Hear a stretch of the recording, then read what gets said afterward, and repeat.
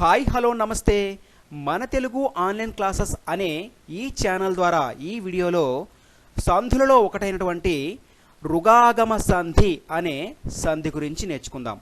ముందు వీడియోలో రుగాగమ సంధి ఒకటవ భాగాన్ని నేర్చుకున్నాము. ఇంకొక విధంగా కూడా రుగాగమ సంధి అనేది ఉంటుంది. అది ఎలా జరుగుతుందో చూద్దాం. సూత్రము: తత్సమంబులకు ఆలు శబ్దము పరమగునప్పుడు అత్వాని కుత్వం రుగాగమంబగును. తత్సమంబులకు ఆలు శబ్దము పరమగునప్పుడు అత్వాని కుత్వం రుగాగమంబగును అనేది ఈ సంధి యొక్క సూత్రం. వివరణ: మొదటి పదము తత్సమ పదమై ఉండి దానికి ఆలు శబ్దము పరమైనచో మొదటి పదము చివర ఉన్న అకారానికి ఉకారము మరియు రుగాగమము వస్తుంది.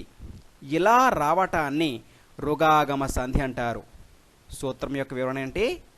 మొదటి పదము తత్సమ పదమై ఉండి దానికి ఆలు శబ్దము పరమైనచో మొదటి పదము చివర ఉన్న అకారానికి ఉకారము రుగాగమము వస్తుందా.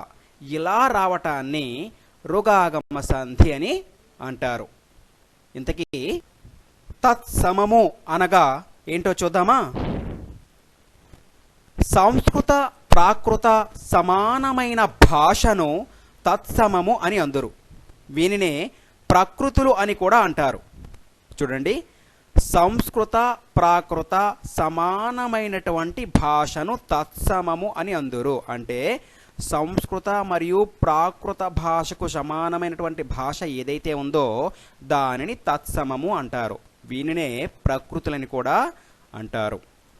ఉదాహరణ: ధీర ప్లస్ ఆలు, ధీరురాలు అనే ఉదాహరణ నేను తీసుకోవడం అనేది జరిగింది. ఇక్కడ ఎలా జరిగిందో, ధీర ప్లస్ ఆలు అనేది ధీరురాలు ఎలా అయిందో ఉదాహరణ యొక్క వివరణ చూద్దామా?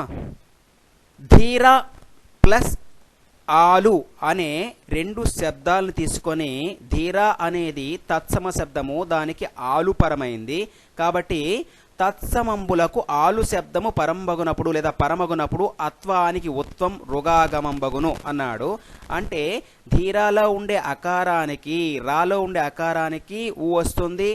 వాటి మధ్యలో ధీరా ప్లస్ ఆలు మధ్యలో రకారం వస్తుంది. చూడండి, ధీర్ ప్లస్ ఊ ప్లస్ ఇర్ ప్లస్ ఆలు.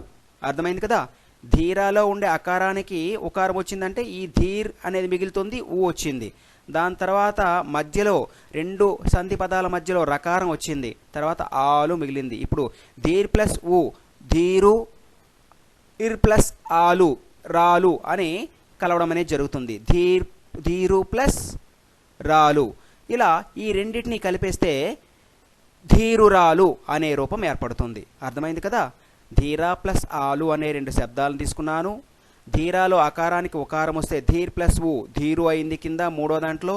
అటు తర్వాత రకారం ఆగంగా వచ్చింది. ఆ రకారము తర్వాత పదము అంటే ఆలులో ఉన్నటువంటి అకారము కలిసిపోతే రాలు అయింది.